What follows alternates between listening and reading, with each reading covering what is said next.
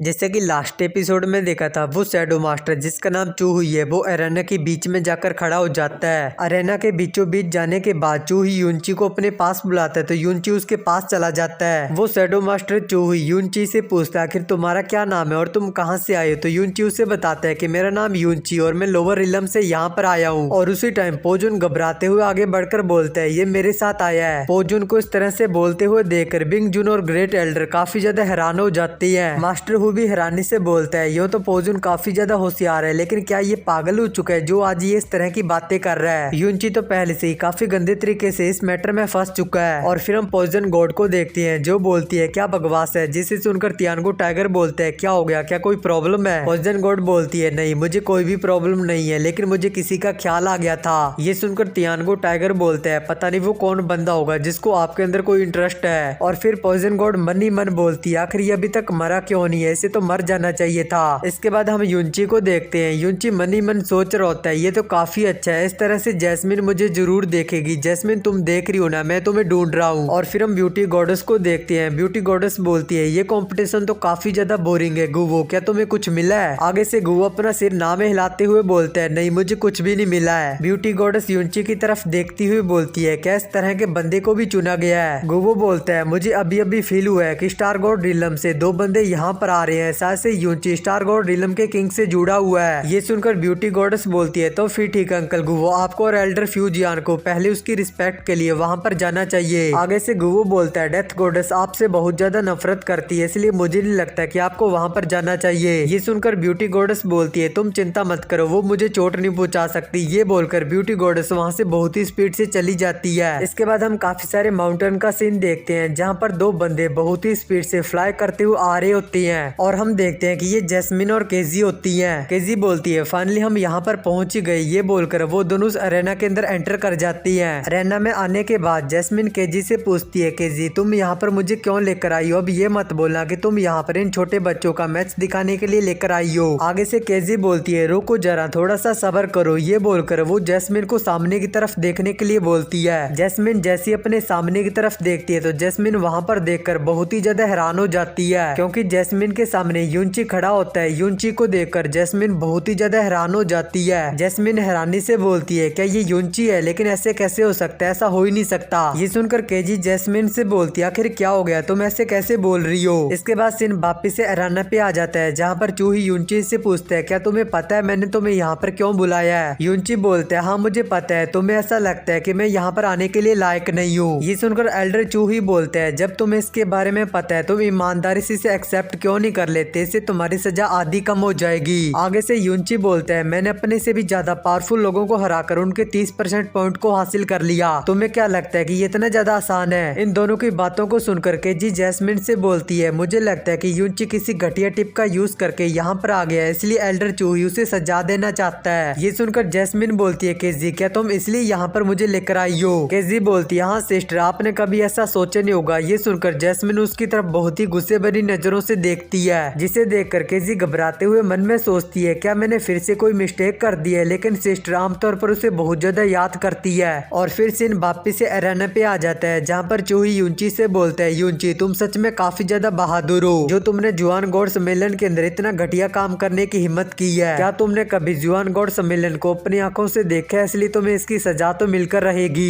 ये सुनकर वहाँ पर जितने भी लोग होते हैं वो बोलते हैं ये बंदा सच में मरना चाहता है, इसकी मौत तो पक्की है, इसने इस मौके के ऊपर धोखा देने की हिम्मत की है, ये लड़का तो पहले से ही मर चुका है। वहाँ पर एक और बंदा बोलता है इसने यहाँ पर जो चीटिंग की है उस काम को करने के लिए इसके साथ जरूर कोई ना कोई इसका साथ दे रहा होगा। ये सब कुछ देखकर ग्रेट एल्डर बोलता है ये सिचुएशन तो और भी ज्यादा खराब होती जा रही है। और तभी वहाँ पर बिंगजुन खड़ी हो जाती है। वो बो डाउन करते हुए बोलती है आदरणीय गॉडेस और एम्परर, मैं स्नो संग रेलम की यंग मिस की छोटी बहन होने के नाते आपसे एक रिक्वेस्ट करती हूँ। यूनची हमारे आइस फिनिक्स सेक्टर का डिसाइबल है और साथ ही ये हमारे स्नो संग रेलम के मास्टर का एकमात्र डिसाइबल है, इसलिए मैं आपसे रिक्वेस्ट करती हूँ आप इसे कम से कम सजा दें। ये सुनकर चूही बिगजुन के ऊपर गुस्सा करते हुए उससे बोलता है तुम्हें इंटरनल स्काई रिलम में मुझे ये सब कुछ समझाने की कोई भी जरूरत नहीं है, इसमें यूनची नहीं बल्कि पूरा स्नो संग रिलम भी इस मामले के अंदर शामिल है। ये देखकर ग्रेट एल्डर बिंगजुन की तरफ देखते हुए बोलता है सिचुएशन तो और भी ज्यादा खराब होती जा रही है। और तभी बिंगजुन बोलती है यूनची हमारे डिवाइन आइस फिनिक्स सेक्ट का कोई नॉर्मल डिसाइबल नहीं है, बल्कि ये उसकी मास्टर का एकमात्र डिसाइबल काबिल है, इसलिए मैं युनची की तरफ से आप सभी लोगों से माफी मांगती हूँ और आपसे मैं रिक्वेस्ट करती हूँ कि आप इसे कम से कम सजा दें। ये सुनकर वहाँ पर सभी लोग हैरान हो जाते हैं। वो सभी लोग बोलती है क्या ये बंदा सच में आइस फिनिक्स सेक्ट की लीडर का डायरेक्ट डिसेबल है? लेकिन ऐसे कैसे हो सकता है, ऐसा हो ही नहीं सकता। जुआन यिन रिलम ईस्ट की साइड गॉड में से एक है। इस बार स्नोसंग रिलम के साथ साथ जुआन यिन रिलम को भी बदनाम कर दिया गया है। और फिर चूही युनची से बोलते हैं अपने बेकार डिसेबल के साथ साथ क्या जुआन युन रिलम का किंग भी अंधा हो चुका है? ये सुनकर युनची को बहुत ज्यादा गुस्सा आता है। वो गुस्से में चूही से बोलते हैं मैंने जो भी किया इसे मेरे मास्टर के साथ में कोई भी लेना देना नहीं है और इसके अलावा तुम्हारे पास मेरे मास्टर की इंसल्ट करने के लिए कोई भी राइट नहीं है। ये देखकर बिंगजुन हैरानी से बोलती है आखिर ये ऐसे कैसे बोल सकता है? ग्रेट एल्डर भी बोलते हैं अब सब कुछ खत्म हो गया। युनची को एम्परर कैंग जीटियान देखकर बोलता है ये बंदा तो काफी ज्यादा इंटरेस्टेड है। और फिर दूसरा एम्परर जो कि स्टार गॉड रिलम का एम्परर है वो बोलता है अगर ये बंदा स्टार रिलम में ऐसा कुछ करता तो ये बंदा हजारों बार मर गया होता। इसके बाद चूही गुस्सा करते ही युनची से बोलते हैं तुमने इतना ज्यादा सीरियस क्राइम किया है, तुम मेरे सामने सरेंडर करने के बजाय मेरे सामने इस तरह से एरोगेंट हो रहे हो, आखिर तुम्हारी ऐसा करने की हिम्मत कैसे हुई? आगे से युनची बोलते हैं स्काई इंटरनल पर्ल ने मेरी रैंकिंग को डिसाइड किया, आपने मुझ पर जो आरोप लगाया क्या आपके पास इसका कोई कारण है? युनची की इस बात को सुनकर चूही को बहुत ज्यादा गुस्सा आ जाता है। युनची की इस बात को सुनकर वहाँ पर सभी लोग बहुत ज्यादा गुस्से में आ जाते हैं। वो बोलते हैं इस कमीने की अपनी गलती को छुपाने के लिए स्काई इंपीरियल पल का यूज करने की हिम्मत कैसी हुई? और तभी एक बंदा भागते हुए अरेना में आ जाता है। वो चूही से बोलता है मैं इस कंपटीशन में चुना गया इसलिए मैं काफी ज्यादा लकी हूँ, मैंने अपनी पूरी लाइफ को दाव पर लगाकर बहुत ही ज्यादा हार्ड वर्क किया। ये बोलकर वो युनची से बोलते हैं तुम भी हमारी तरह हार्ड वर्क करके तुम यहाँ पर आ सकते थे, लेकिन मैंने इस चीज के बारे में कभी भी नहीं सोचा था कि तुम्हारे जैसा इस तरह का घटिया आदमी हमारे बीच आ जाएगा।